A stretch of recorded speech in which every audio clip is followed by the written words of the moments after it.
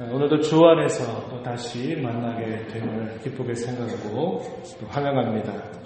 지난 한 주간 동안 여러분 안녕히 잘 보내셨습니까? 평안하셨습니까?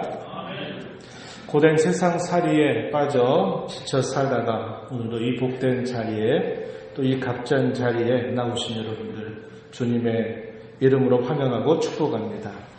세상 가운데 흩어져 살다 보면은 왜 이렇게 모자란 것들이 많은가 이런 생각이 들 때가 많습니다. 우리가 살고 있는 집도 그렇고 또 가지고 있는 소유도 그렇고 우리가 남들에게 보여주는 우리의 외모도 그런 것 같고 가진 지식도 그래 보입니다. 하는 건 별로 없는데 왜 이렇게 못하는 건 또 왜 이렇게 많은지 이런 많은 생각들이 우리가 이 세상을 살면서 느끼지 않는가 생각해 봅니다. 오늘 이 자리는 우리가 하나님 앞에서 과연 우리가 누구인가를 확인받는 자리임을 꼭 기억하십시오.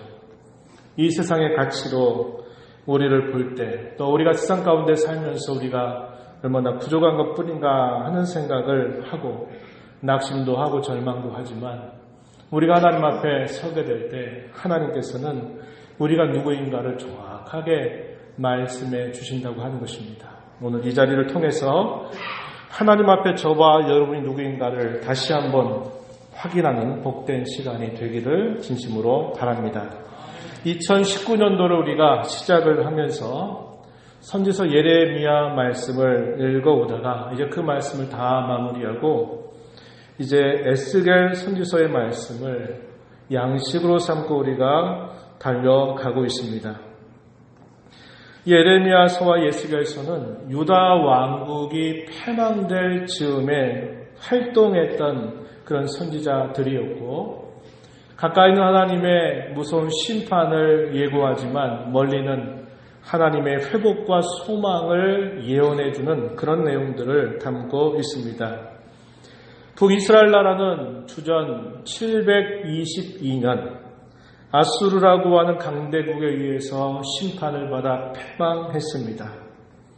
그러는 세월 속에서 이 유다 나라는 계속 존속은 했지만 이 유다 나라도 북쪽 이스라엘 나라가 걸어갔던 길을 따라갑니다.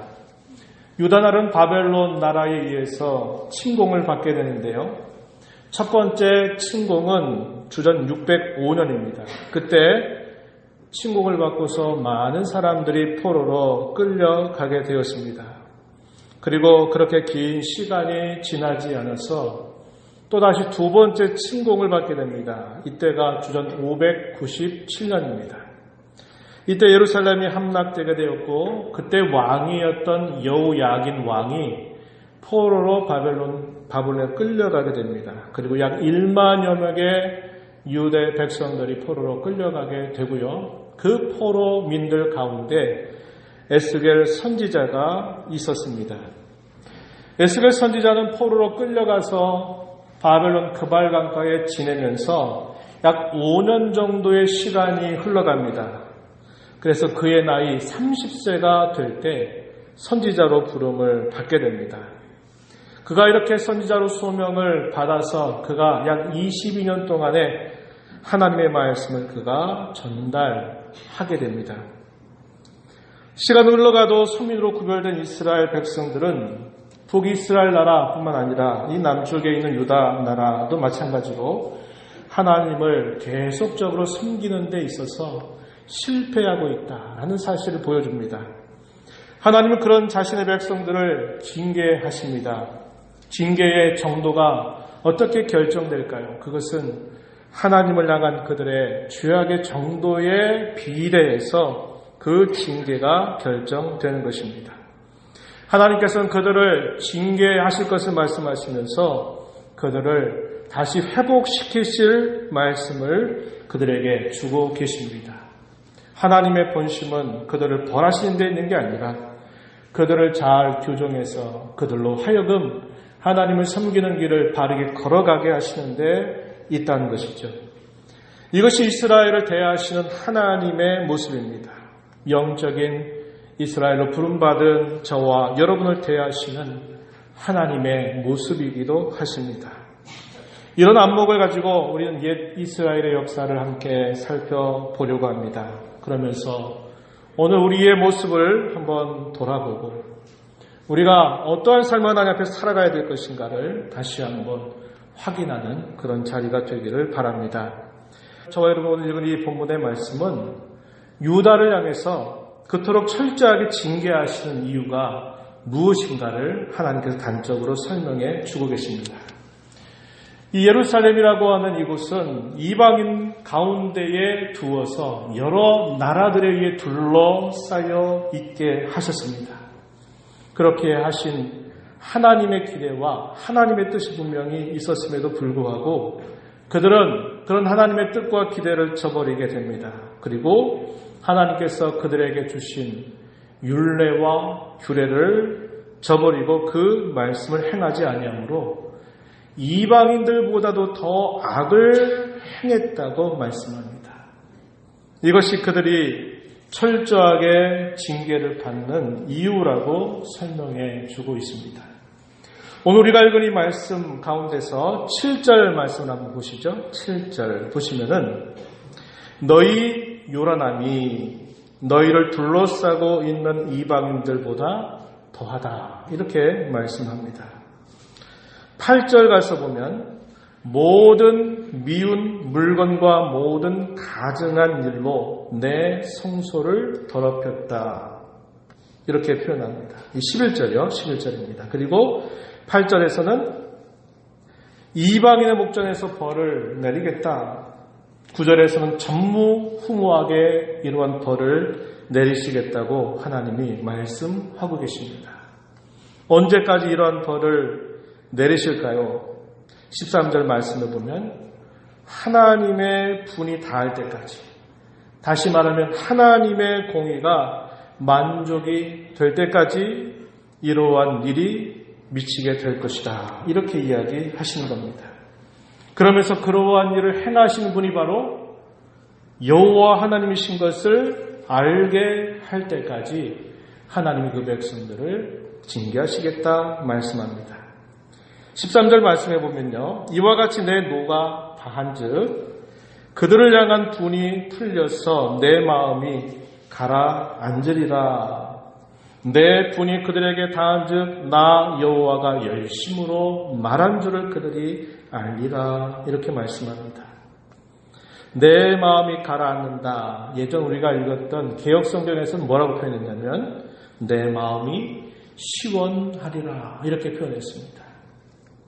우리가 알아듣는 언어로 하나님께서 말씀하신 거예요. 이 말은 하나님의 공의가 만족이 될 때까지 그들을 벌하실 것을 말씀하고 있는 것입니다. 이제 우리의 본문으로 들어가서 오늘 우리가 생각하려고 하는 이 설교 제목을 따라서 하나님의 백성 공동체를 의미하는 이 예루살렘의 명예, 또 이 예루살렘의 수치에 대해서 우리가 함께 살펴보려고 합니다. 그러면서 우리가 받는 영적인 교훈을 가슴에 새기게 되기를 바랍니다. 이 예루살렘의 명예에 대해서 오늘 본문이 우리에게 뭐라고 가르쳐 주냐면 이 예루살렘은 단순히 장소를 뜻하는 곳, 그걸 말하는 게 아니라 이것은 하나님의 백성을 표현하고 있는 것임을 우리에게 알려주고 있습니다. 오늘 우리가 읽은 본문 말씀 가운데서 6절과 7절 말씀 이렇게 한번 보시면은 이렇게 말합니다. 하나님께서 이 예루살렘을 두고 뭐라고 표현하시는가를 보면 이 예루살렘을 향해서 행한다, 버린다, 행하지 아니하였다 이런 표현을 사용하고 있어요. 7절 가면 너희의 요란함이 너희를 둘러싸고 있는 이방인들보다 더하다. 또 행하지 아니한다, 지키지 아니한다, 행하지 아니하였다 이런 표현들을 사용하고 있습니다. 이걸 보면 이 예루살렘이 단순히 성읍을 말하거나 어떤 장소를 말하는 게 아니라는 것을 우리는 알 수 있는 겁니다. 하나님이 예루살렘이라고 하는 표현을 통해서 하나님의 백성들을 여기에 빗대어서 표현하고 있다는 것이죠. 오늘 우리가 읽은 5절의 말씀에 보면 이 5절 가운데서 이방인 가운데에 두어 나라들이 둘러있게 하였다라고 하는 표현이 나타납니다. 이 말씀은 예루살렘이 가지고 있는 그 명예가 무엇인가를 함축적으로 우리에게 표현해 주는 말입니다. 이 예루살렘은 여러분 잘 아신 바와 같이 솔로몬 시대 이후에 유일한 성전이 있었던 곳입니다. 하나님께서 이 솔로몬에게 참으로 많은 지혜와 부를 허락하셔서 이 솔로몬 시대에 이방의 많은 나라들이 이 솔로몬을 찾아오게 되는 명소가 되기도 했습니다. 예를 들면 성경 열왕기상 4장 29절 이하의 말씀을 보면요, 이런 말씀을 우리가 확인할 수 있습니다. 제가 읽어드리면, 하나님이 솔로몬에게 지혜와 총명을 많이 주시고 또 넓은 마음을 주시되 바닷가의 모래같이 하시니, 30절에 솔로몬의 지혜가 동쪽 모든 사람의 지혜와 애굽의 모든 지혜보다 뛰어난지라. 34절 가서 보면 이렇게 말합니다. 사람들이 솔로몬의 지혜를 들으러 왔으니 이는 그의 지혜의 소문을 들은 천하 모든 왕들이 보낸 자들이더라. 이 예루살렘은 대단히 유명한 명소였다는 겁니다. 그 예루살렘에 여호와의 성전을 건축한 것도 있고 그 예루살렘을 다스렸던 이 솔로몬의 명성이 주변의 모든 나라 왕들과 백성들에게 전달이 되면서 주변에 있는 많은 왕들이 예물을 가지고서 이 솔로몬 왕을 찾아오게 하기도 했다는 겁니다. 그러나 무엇보다도 이 예루살렘이 명예로운 것은 그런 외적인 것들보다도 이곳에서 하나님께서 모든 민족을 구원하시겠다고 하시는 그분의 계획을 이곳에서 하나님이 이루시겠다고 하는 데 있는 것입니다. 그것이 하나님의 분명한 뜻이었고 하나님의 목적이었다고 하는 겁니다. 예루살렘이라고 하는 그 성으로부터 하나님의 구원의 역사가 펼쳐져서 이 구원의 역사가 마침내 모든 열방들까지 이 구원의 역사가 미치게 될 것을 하나님이 약속하신 곳이라는 것입니다. 이에 대해서 한 성경의 주석가는 이렇게 말했어요. 열방 중에서 종교적으로 높임이 되고 사표로 세움이 된 민족이다. 하나님의 계시 역사에 초점이 된 민족을 나타내는 것이다. 이렇게 설명하고 있습니다. 그만큼 이 예루살렘은 하나님께서 세상의 구원을 위해서 선택하신 성읍이고 이 성읍에 사는 그의 백성들을 통해서 마침내 이 세상을 구원하실 그러한 하나님의 뜻을 펼쳐가시겠다는 것을 약속하셨기에 이것이 그 어떤 것보다도 명예로운 일이었다는 것을 가르쳐 주고 있습니다. 오늘 우리가 읽은 말씀 6절과 7절 말씀에서 또 확인하는 내용은 이 예루살렘이 여호와의 규례를 받았다. 여호와의 율례를 받았다라는 것입니다. 여호와의 규례와 율례는 하나님의 백성을 향하신 하나님의 뜻, 그리고 가장 의롭게 사는 삶이 무엇인가를 보여주는 것을 뜻합니다. 그것은 자기 백성들을 위해서 나타내신 하나님의 뜻임을 알려주고 있습니다. 예루살렘 이와 같이 명예스러운 것은 그들이 하나님의 거룩한 말씀을 맡았기 때문인 것입니다. 이것은 짐이 아닙니다. 이것은 명예였고 그들에게 주어진 특권이었다는 것을 성경은 가르쳐주고 있습니다. 그래서 우리는 이 예루살렘의 명예에 대해서 두 가지 면으로 생각해 볼 수 있겠는데, 첫 번째는 신분과 정체성에 있어서 그들은 참으로 명예로웠다는 겁니다. 두 번째는 그들이 맡은 사명과 그들이 맡은 본분에 있어서 그들은 참으로 명예로웠다는 것입니다. 신분과 정체성에 있어서 그들이 명예로웠다라고 하는 것은 우리가 뒤에 가서 읽어보게 되는 에스겔서 16장에 보면 이에 대한 단적인 표현을 우리가 확인할 수 있습니다.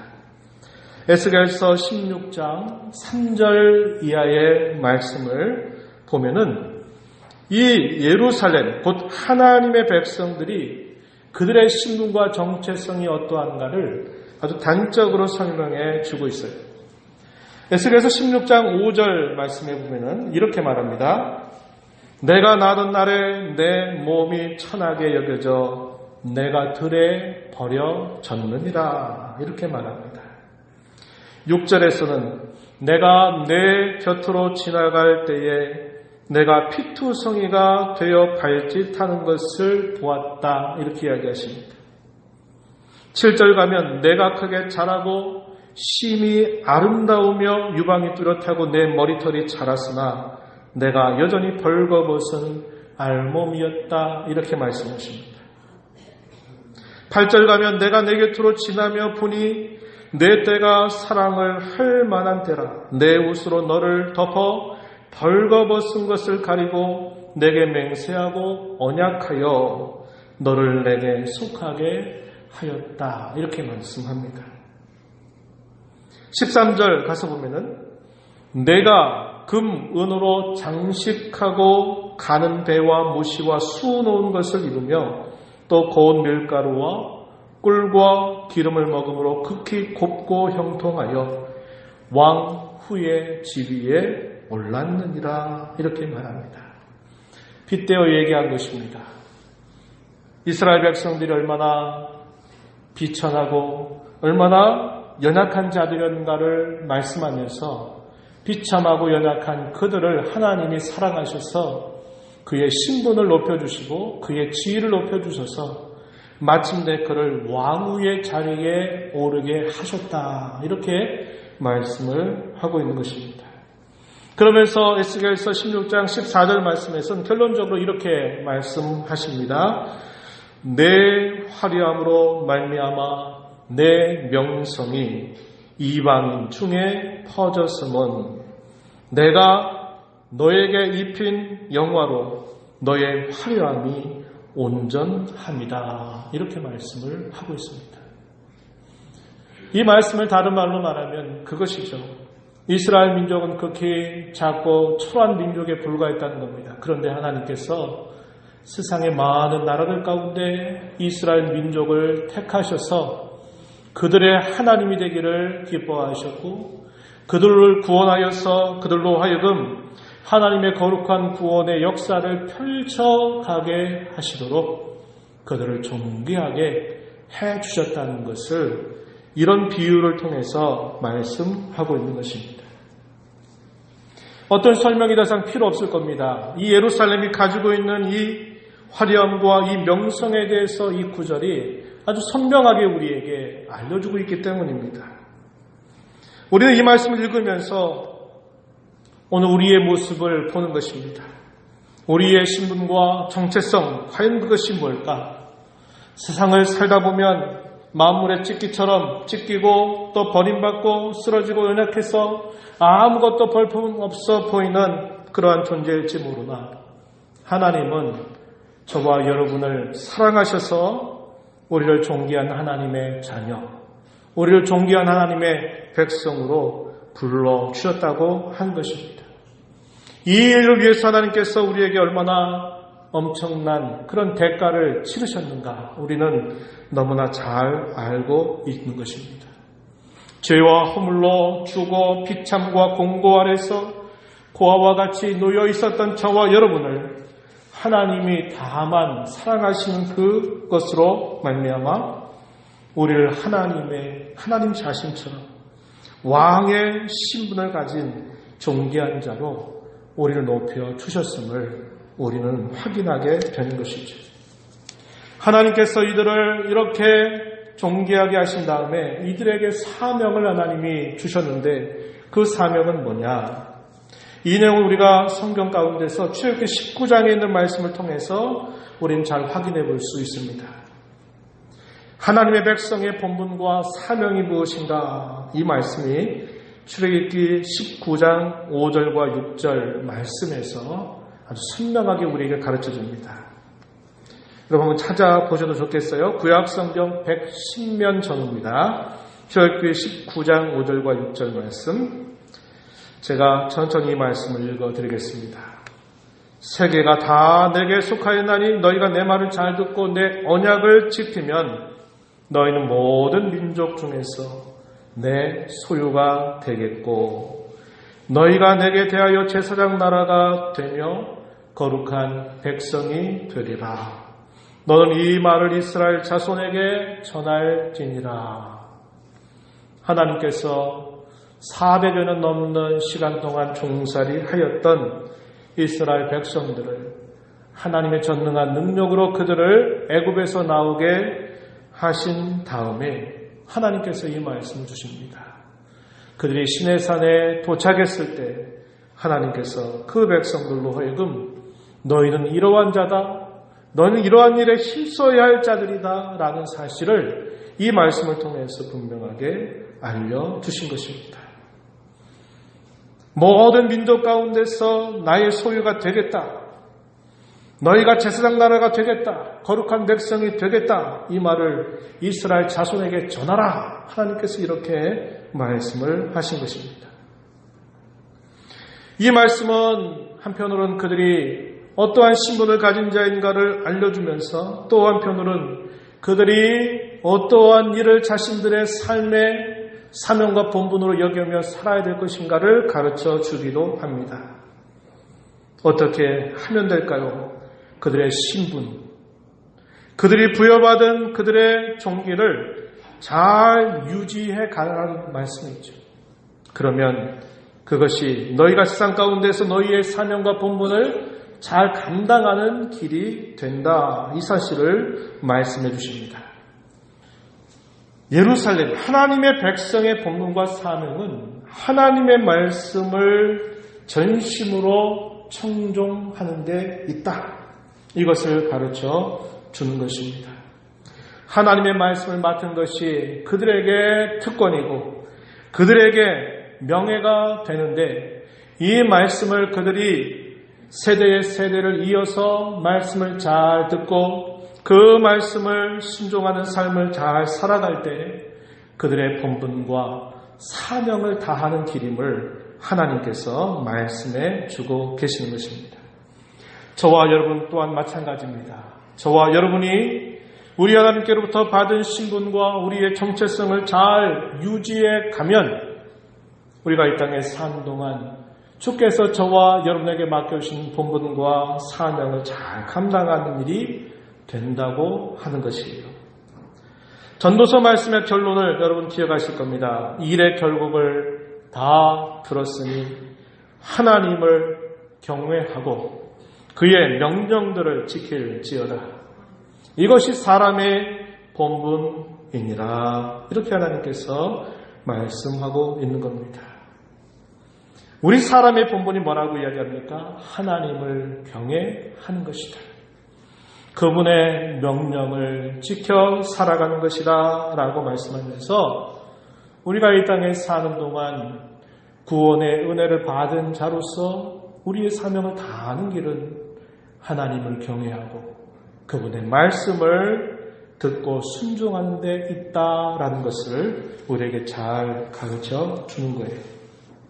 그런데 그러한 예루살렘이 어떻게 됐다고 이야기합니까? 그러한 명예를 받았던 그 예루살렘이 어떻게 됐다고 하나님이 한탄해하고 계십니까? 그들이 수치스럽게 되었다는 것을 한탄하고 계시는 것입니다. 명예와 특권을 누릴 수 있는 것은 그것을 받은 자들이 지켜가야 할 자신들의 몫입니다. 그것을 지켜갈 수 있는 그 내용은 오늘 우리가 읽은 본문 속에서 보니까 여호와께서 주신 규례, 여호와께서 주신 율례를 잘 지켜 살아가는 데 있다 이렇게 말합니다. 여호와의 규례와 율례 한마디로 말하면 하나님의 말씀입니다. 그분의 말씀을 잘 지켜가는 것이 뭘 지켜가는 길이라고요? 그들의 명예를 지켜가는 길이고 그들에게 주어진 특권을 누려가는 삶임을 우리에게 가르쳐 주고 있는 것입니다. 그런데 에스겔 선지자가 이 말씀을 전할 때 예루살렘의 모습이 어떠했다고 우리에게 가르쳐 줍니까? 첫 번째, 여호와의 율례와 규례를 버리고 행하지 않았다. 그 행하지 않는 모습이 오히려 이방인들보다도 더 악하다라고 가르쳐주고 있습니다. 우리가 읽은 성경 본문 6절 말씀을 참고하십시오. 당시 예루살렘은 자신들의 명예와 특권으로 부여받은 이 여호와의 말씀을 저버렸습니다. 그뿐만 아니라 자신을 둘러싸고 있는 이방의 많은 나라들보다도 더 악을 행하였다고 말씀하고 있습니다. 예스겔 선지자에 앞서 약 150년 전 하나님의 말씀을 받아서 유다에게 전했던 이사야 선지자의 부르짖음을 우리는 떠올립니다. 이사야서 1장 21절 말씀에 이렇게 말합니다. 신실하던 성읍이 어찌하여 창기가 되었는고 정의가 거기에 충만하였고 공의가 그 가운데 거하였더니 이제는 살인자들 뿐이로다. 이렇게 하는 말을 우리는 떠올립니다. 하나님께서 자기 백성들에게 기대하시는 하나님의 열매가 무엇이겠습니까? 그것은 한편으로는 공의요, 또 한편으로는 정의였음을 말해주고 있는 겁니다. 그런데 그들이 나타낸 그들의 삶의 모습이 어떠했다고 말합니까? 이사야서 5장 7절 말씀해 보면요, 그들에게 정의를 바라셨더니 도리어 포악이요, 그들에게 공의를 바라셨더니 도리어 부르짖음이었도다. 이렇게 말씀했던 것입니다. 두 번째는 이러한 죄 정도가 이방인보다도 더 악해서 이방인들의 규례대로 비교해도 그것보다도 못할 정도였다라고 가르쳐줍니다. 오늘 우리가 읽은 본문 7절 말씀을 참고하십시오. 우리가 읽은 본문 7절에서는 너희의 요란함이 너희를 둘러싸여 있는 이방인들보다 더하여 그들의 규례대로도 행하지 아니하였다. 이렇게 말씀합니다. 여기 요란함이라고 하는 이 말은 문자적으로는 제멋대로 살아가는 모습을 말합니다. 하나님 말씀을 저버리니 자기의 생각이 기준이고 자기의 경험이 기준이고 사람들의 잣대가 기준이 돼서 자기 하고 싶은 대로 살아가는 삶을 뜻하는 표현이기도 합니다. 의미적으로 무슨 말이냐? 죄를 더욱더 가중시킨다는 것을 뜻하는 그런 말입니다. 죄의 가장 근본적인 시작은 하나님을 멀리하는 것으로부터 시작됩니다. 이 예루살렘의 죄, 하나님 백성의 죄는 하나님께서 그들에게 세워주신 하나님의 성소를 더럽힌 것으로 시작되었다고 이야기합니다. 11절 말씀 가서 보면요, 모든 미운 물건과 모든 가증한 일로 내 성소를 더럽혔다. 이렇게 말씀해요. 그러나 이런 정도에 머무르는 게 아니라 하나님을 멀리하고 등지게 된다면, 하나님을 떠나게 된다면 도덕적인, 윤리적인 부패와 타락을 동반하게 되어 있는 겁니다. 그들의 삶은 도덕적으로도 윤리적으로도 이방인들 수준보다도 더 못한 수준이었음을 한탄하고 계신 것입니다. 우리가 이 말씀을 보면서 오늘날 저와 여러분의 삶의 모습이 어떠한가를 돌아보기를 바랍니다. 우리의 삶의 중심이 하나님을 향하고 있는가를 물어보아야 합니다. 하나님 앞에서 산다고 하는 코람데오, 신전의식이 있는가를 우리는 물어보아야 합니다.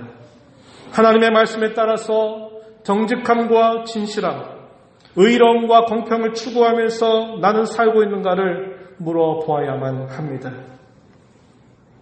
그러한 추구가 하나님을 알지 못하는 사람들의 추구보다도 더 수준이 떨어지고 있는 것은 아닌지 우린 다시 한번 물어보아야 합니다.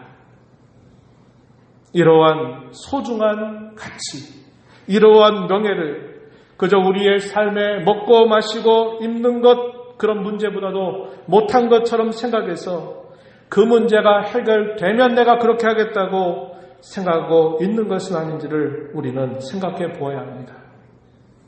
저와 여러분의 삶의 우선순위가 무엇인가를 우린 다시 한번 생각해 보아야 하는 것입니다.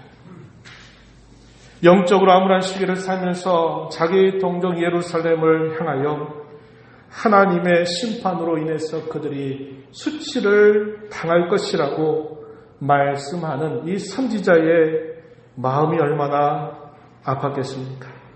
그러나 하나님은 이러한 일을 뛰어넘어서 장차 이 예루살렘 하나님의 백성을 새롭게 하실 것을 약속하신 것입니다. 그래서 선지자는 그 땅에 바로 앞에 놓여있는 그 어두운 현실에만 주목하는 게 아니라 그 어두운 현실을 뛰어넘어서 하나님께서 이 예루살렘을 어떻게 회복시키고 어떻게 존귀케 하실 것인가를 그들은 내다보게 했던 것입니다. 이러한 말씀은 구약 성경 곳곳에서 울려 퍼지고 있는 강력한 메아리치는 그런 소리임을 우리는 살펴볼 수 있어요. 예를 들면 이사야서 2장 2절로 3절의 말씀에 보면 이렇게 말합니다. 말일에 여호와의 전의 산이 모든 산 꼭대기에 굳게 설 것이요 모든 작은 산 위에 뛰어나리니 만방의 그리로 모여들 것이라. 오라 우리가 여호와의 산에 오르며 야곱의 하나님의 전에 이르자. 그가 그의 길을 우리에게 가르치실 것이라. 우리가 그 길로 행하리라 하리니 이는 율법이 시온에서부터 나올 것이요 여호와의 말씀이 예루살렘에서부터 나올 것임이니라. 여기서 말하는 예루살렘이 문자적인 예루살렘을 말하는 게 아니라 하나님의 백성을 뜻하는 그런 표현이라는 겁니다. 다시 말씀드리면 교회라고 하는 것입니다. 또 다시 다른 말로 말한다면 하나님의 나라를 뜻하는 그런 말이라고 하는 것입니다. 하나님께서는 이사야 선지자를 통해서 또 에스겔 선지자를 통해서 수많은 강력한 메아리를 치면서 하나님께서 죄로 인하여 그들의 명예를 수치로 만들어버린 그 백성들을 버리지 않고 그 백성들 다시 새롭게 하시고 회복하실 것을 약속하고 계신 것입니다. 신약의 말씀에서도 또 예루살렘에 대해서 뭐라고 말씀하는가? 요한계시록 21장 9절로부터 11절 말씀에 보면 이런 말씀을 확인할 수 있습니다.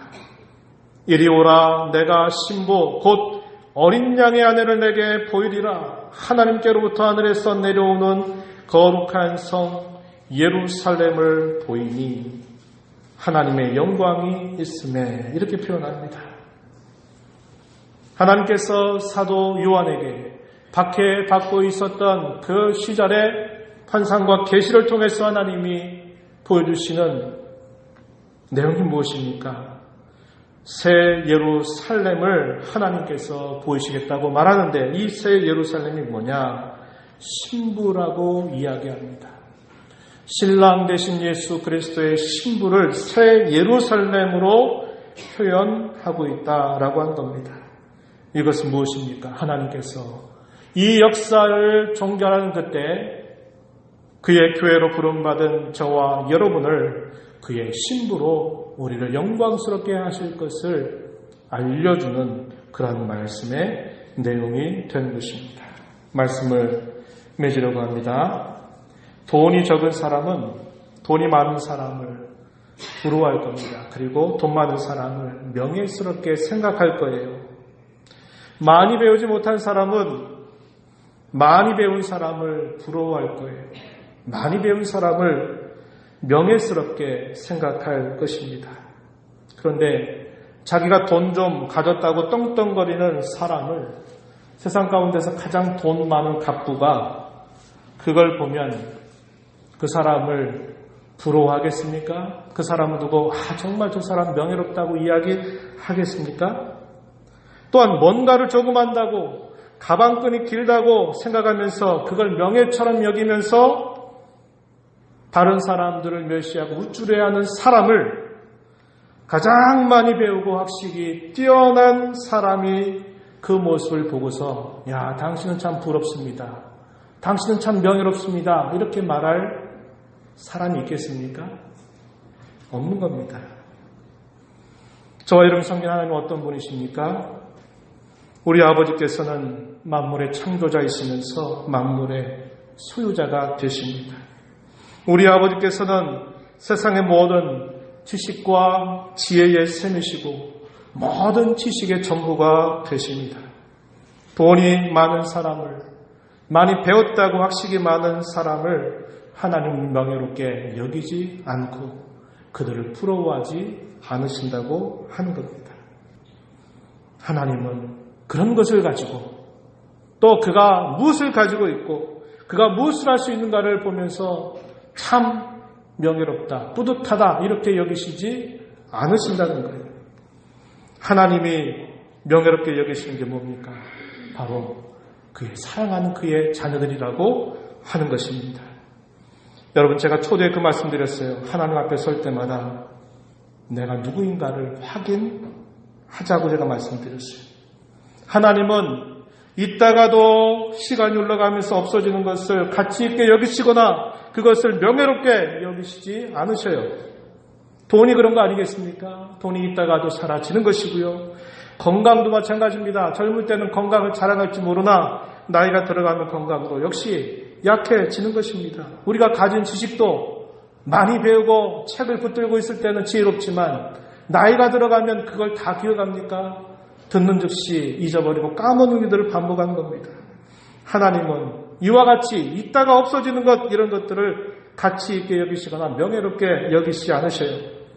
하나님께서는 저와 여러분을 위해서 그의 사랑하시는 유일한 아들까지도 내어주실 만큼 저와 여러분을 값지게 여겨주셨다는 것을 기억하십시오. 내가 쓸모없어졌다고 해서 주님이 나를 쓸모없는 자처럼 여기시겠습니까? 그러한 분이 아니시라는 거예요.